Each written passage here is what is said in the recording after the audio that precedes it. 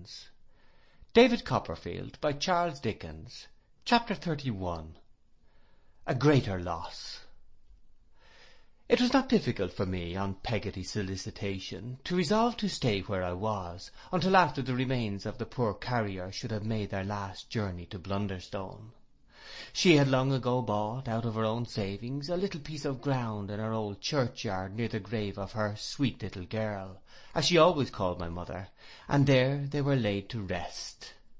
In keeping Peggotty company, and doing all I could for her, little enough at the utmost, I was as grateful, I rejoice to think, as even now I could wish myself to have been. But I am afraid I had a supreme satisfaction, of a personal and professional nature, in taking charge of Mr. Barkis's will, and expounding its contents. I may claim the merit of having originated the suggestion that the will should be looked for in the box.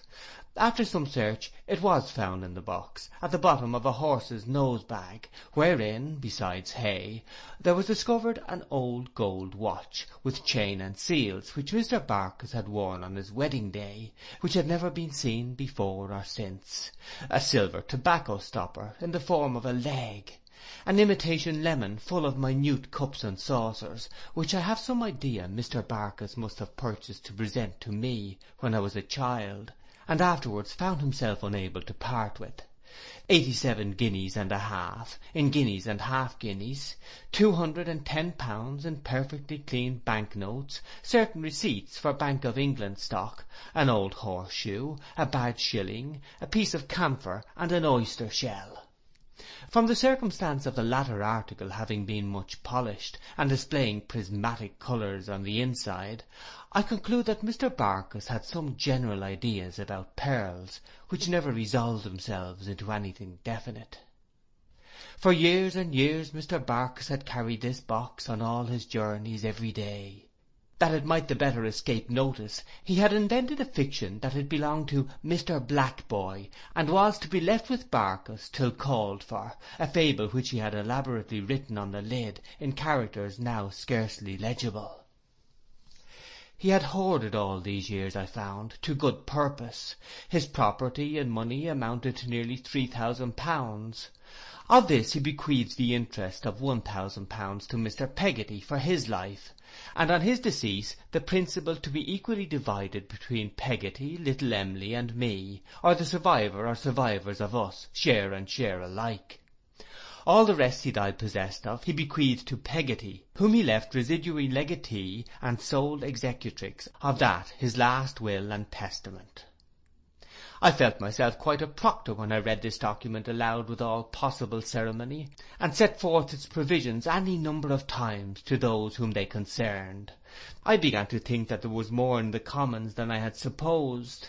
I examined the will with the deepest attention, pronounced it perfectly formal in all respects, made a pencil mark or two in the margin, and thought it rather extraordinary that I knew so much. In this abstruse pursuit, in making an account for Peggotty of all the property into which she had come, in arranging all the affairs in an orderly manner, and in being her referee and adviser on every point, to our joint delight, I passed a week before the funeral. I did not see little Emily in that interval, but they told me she was to be quietly married in a fortnight. I did not attend the funeral in character, if I may venture to say so. I mean, I was not dressed up in a black coat and a streamer to frighten the birds, but I walked over to Blunderstone early in the morning, and was in the churchyard when it came, attended only by Peggotty and her brother. The mad gentleman looked on out of my little window. Mr. Chillip's baby wagged its heavy head, and rolled its goggle eyes at the clergyman over its nurse's shoulder. Mr. Omer breathed short in the background. No one else was there, and it was very quiet. We walked about the churchyard for an hour after all was over, and pulled some young leaves from the tree above my mother's grave.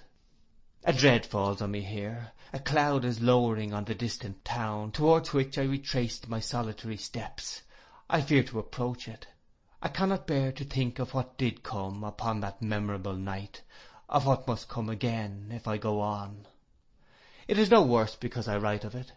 It would be no better if I stopped my most unwilling hand. It is done. Nothing can undo it. Nothing can make it otherwise than it was. My old nurse was to go to London with me next day on the business of the will. Little Emily was passing that day at Mr. Omer's. We were all to meet in the old boat-house that night. Ham would bring Emily at the usual hour. I would walk back at my leisure. The brother and sister would return as they had come, and be expecting us, when the day had closed in, at the fireside. I parted from them at the wicket gate where visionary Strap had rested with Roderick Random's knapsack in the days of yore, and instead of going straight back, walked a little distance on the road to Lowestoft. Then I turned and walked back towards Yarmouth.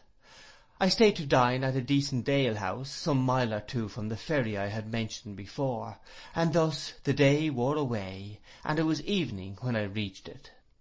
The rain was falling heavily by that time, and it was a wild night, but there was a moon behind the clouds, and it was not dark. I was soon within sight of Mr. Peggotty's house, and of the light within it shining through the window. A little floundering across the sand, which was heavy, brought me to the door, and I went in. It looked very comfortable indeed. Mr. Peggotty had smoked his evening pipe, and there were preparations for some supper by and by. The fire was bright, the ashes were thrown up, the locker was ready for little Emily in her old place. In her old place sat Peggotty once more, looking, but for her dress, as if she had never left it. She had fallen back already on the society of the work-box with St. Paul's upon the lid, the yard measure in the cottage, and the bit of wax candle, and there they all were, just as if they had never been disturbed. Mrs. Gummidge appeared to be fretting a little in her old corner, and consequently looked quite natural too. "You're first of the lot, Master Davy," said Mr. Peggotty with a happy face. "Don't keep in that coat, sir, if it's wet." "Thank you, Mr. Peggotty," said I, giving him my outer coat to hang up. "It's quite dry." "So 'tis," said Mr. Peggotty, feeling my shoulders, "as a chip. Sit ye down, sir. It ain't of no use saying welcome to you, but you're welcome, kind and hearty." "Thank you, Mr. Peggotty, I am sure of that. Well, Peggotty," said I, giving her a kiss, "and how are you, old woman?" "Ha ha!" laughed Mr. Peggotty, sitting down beside us, and rubbing his hands in his sense of relief from recent trouble, and in the genuine heartiness of his nature. "There's not a woman in the world, sir, as I tell her, that need to feel more easy in her mind than her. She's done her duty by the departed, and the departed knowed it, and the departed done what was right by her, as she done what was right by the departed, and it's all right." Mrs. Gummidge groaned. "Cheer up, my pretty Martha," said Mr. Peggotty, but he shook his head aside at us, evidently sensible of the tendency of the late occurrences to recall the memory of the old one. "Don't be down. Cheer up, for your own self. Only a little bit, and see if a good deal more don't come natural." "Not to me, Dan'l," returned Mrs. Gummidge. "Nothing's natural to me but to be lone and lorn." "No, no," said Mr. Peggotty, soothing her sorrows. Yes, Dan'l," said Mrs. Gummidge. "I ain't a person to live with them as has had money left. Things go contrary with me. I had better be a riddance." "Why, how should I ever spend it without you?" said Mr. Peggotty, with an air of serious remonstrance. "What are you a-talking on? Don't I want you more now than I ever did?" "I know there was never wanted before," cried Mrs. Gummidge with a pitiable whimper, "and now I'm told so. How could I expect to be wanted, being so lone and lorn and so contrary?" Mr. Peggotty seemed very much shocked at himself for having made a speech capable of this unfeeling construction, but was prevented from replying by Peggotty's pulling his sleeve and shaking her head. After looking at Mrs. Gummidge for some moments in sore distress of mind, he glanced at the Dutch clock, rose, snuffed the candle, and put it in the window. "There," said Mr. Peggotty cheerily. "There we are, Mrs. Gummidge." Mrs. Gummidge slightly groaned. "Lighted up according to custom. You're a-wondering what's that for, sir? Well, 'tis for our little Emily. You see, the path ain't over light or cheerful after dark, and when I'm here at the hour and she's a-coming home, I puts a light in the winder. That, you see," said Mr. Peggotty, bending over me with great glee, meets two objects. She says Emily, there's home, she says. And likewise, says Emily, my uncle's there, for if I ain't there, I never have no light showed. You're a baby, said Peggotty, very fond of him for it, if she thought so. Well, returned Mr. Peggotty, standing with his legs pretty wide apart, and rubbing his hands up and down them in his comfortable satisfaction, as he looked alternately at us and at the fire. I don't know but I am, not you see to look at. Not exactly, observed Peggotty. No, laughed Mr. Peggotty, not to look at, but to consider on, you know. I don't care, bless you. Now, I tell you, when I go a-looking and a-looking about that there pretty house of our Emily's, I'm gormed, said Mr. Peggotty with sudden emphasis. There, I can't say more if I don't feel as if the littlest of things was her almost. I takes 'em up and I puts 'em down, and I touches of 'em as delicate as if they was our Emily. So 'tis with her little bonnets and that. I couldn't see one on 'em rough used on purpose, not for the whole world. There's a babby for you, in the form of a great sea porcupine, said Mr. Peggotty, relieving his earnestness with a roar of laughter. Peggotty and I both laughed, but not so loud. It's my opinion, you see, said Mr. Peggotty, with a delighted face, after some further rubbing of his legs, as this is along of my having played with her so much, and made believe as we was Turks and French and sharks and every variety of foreigners, bless ye, yes, and lions and whales, and I don't know what all, when she warn't no higher than my knee. And I got into the way on it, you know. Why, this here candle now, said Mr. Peggotty, gleefully holding out his hand towards it. I know very well that after she's married and gone, I shall put that candle there just the same as now. I know very well that when I'm here o' nights, and where else should I live, bless your hearts, whatever fortune I come into, and she ain't here or I ain't there, I shall put the candle in the winder and sit afore the fire, pretending I'm expecting of her, like I'm a-doing now. There's a babby for you, said Mr. Peggotty with another roar, in the form of a sea porcupine. Why, at the present minute, when I see the candle sparkle up, I says to myself, she's a-looking at it, Emily's a-coming. There's a babby for you, in the form of a sea porcupine. Right for all that, said Mr. Peggotty, stopping in his roar, and smiting his hands together, for here she is. It was only Ham. The night should have turned more wet since I came in, for he had a large sou'wester hat on, slouched over his face. Where's Emily? said Mr. Peggotty. Ham made a motion with his head, as if she were outside. Mr. Peggotty took the light from the window, trimmed it, put it on the table, and was busily stirring the fire, when Ham, who had not moved, said, Master Davy, will you come out a minute, and see what Emily and me has got to show you? We went out. As I passed him at the door, I saw, to my astonishment and fright, that he was deathly pale. He pushed me hastily into the open air, and closed the door upon us. Only upon us two. Ham, what's the matter? Oh, Master Davy! Oh, for his broken heart! How dreadfully he wept! I was paralysed by the sight of such grief. I don't know what I thought, or what I dreaded. I could only look at him. Ham! Poor good fellow, for heaven's sake, tell me what's the matter. My love, Master Davy, the pride and hope of my heart, her that I'd have died for, that I would die for now, she's gone. Gone? Emily's run away. Oh, Master Davy, think how she's run away, when I pray my good and gracious God to kill her, her that is so dear above all things, sooner than let her come to ruin and disgrace. The face he turned up to the troubled sky, the quivering of his clasped hands, the agony of his figure remain associated with that lonely waste in my remembrance to this hour. It is always night there, and he is the only object in the scene. You're a scholar, he said hurriedly, and know what's right and best. What am I to say indoors? How am I ever to break it to him, Master Davy? I saw the door move, and instinctively tried to hold the latch on the outside, to gain a moment's time. It was too late. Mr. Peggotty thrust forth his face, and never could I forget the change that came upon it when he saw us, if I were to live 500 years.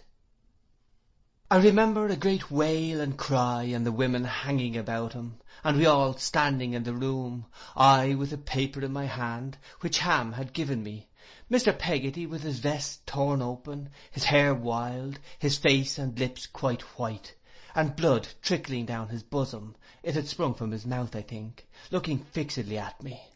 "Read it, sir," he said in a low shivering voice. "Slow, please. I don't know as I can understand." In the midst of the silence of death, I read thus from a blotted letter. "When you, who love me so much better than I ever deserved, even when my mind was innocent, see this, I shall be far away."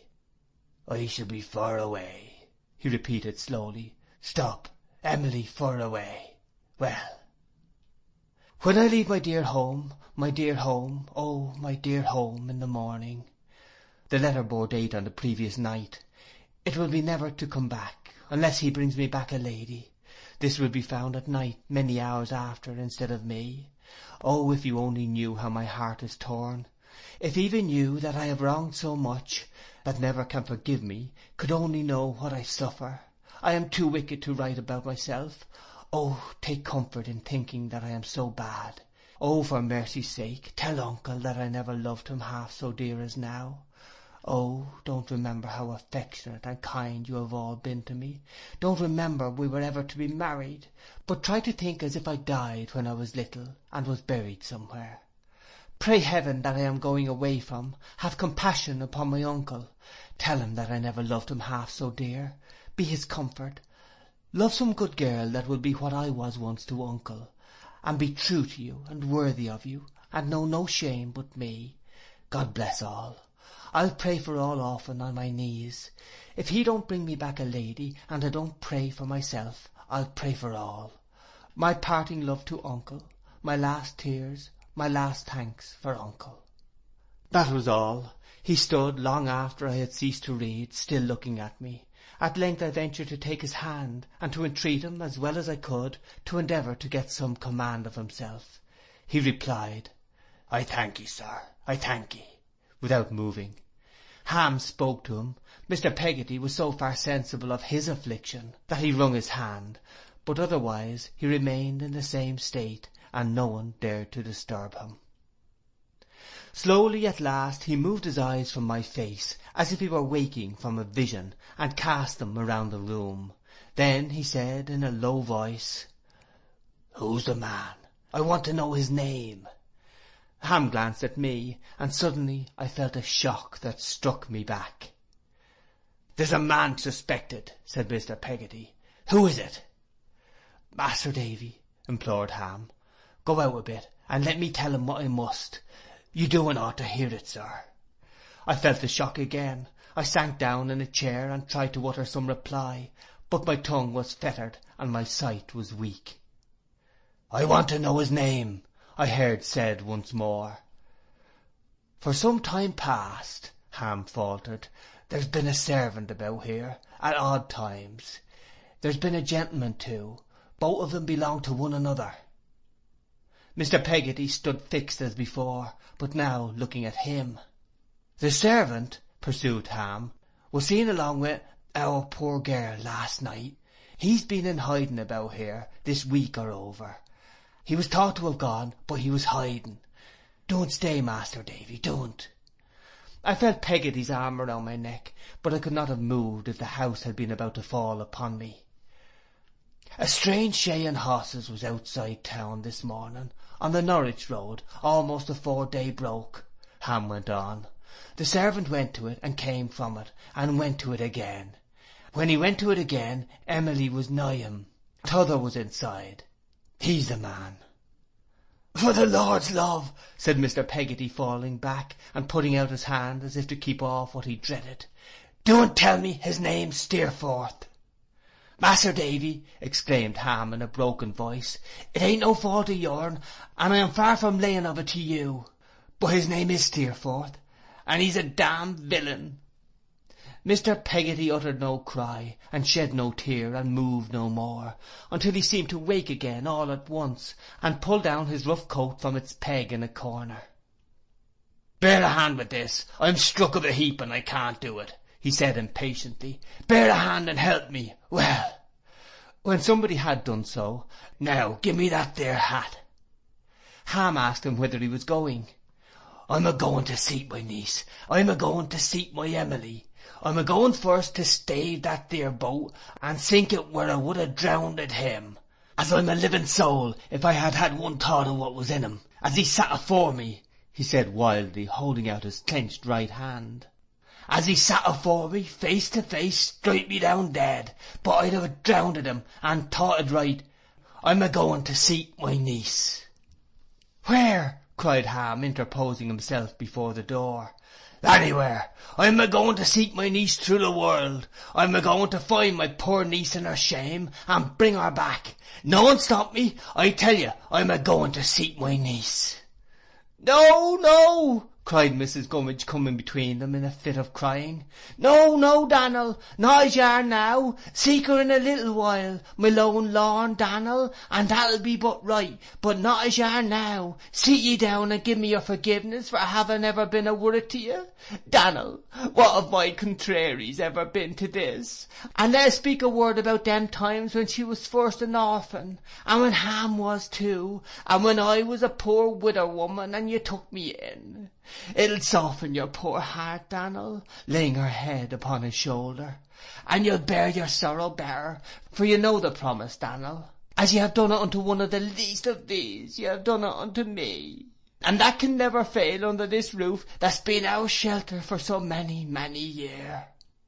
He was quite passive now, and when I heard him crying, the impulse that had been upon me to go down upon my knees and ask their pardon for the desolation I had caused, and curse Steerforth, yielded to a better feeling. My overcharged heart found the same relief, and I cried too. End of chapter 31.